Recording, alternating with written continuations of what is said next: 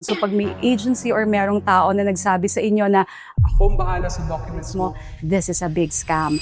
Number 3, fake documents. Kailangan ninyong tingnan because ang ibang travel agencies or ang ibang tao na mag-o-offer sa inyo ng services at sasabihin sa inyo, ako nang bahala sa bank certificate mo, ako nang bahala sa business mo, gagawan kita ng legit business.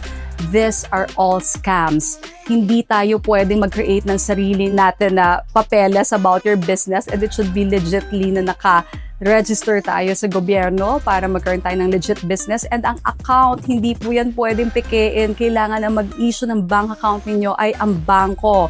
Hindi po kayo pwedeng gumawa ng account. So pag may agency or merong tao na nagsabi sa inyo na ako ang bahala sa documents mo, this is a big scam. Ang ginagawa lang po namin are the travel documents which we are guiding and helping you and we are providing you, but your personal documents, kayo po ang magpo-provide sa amin.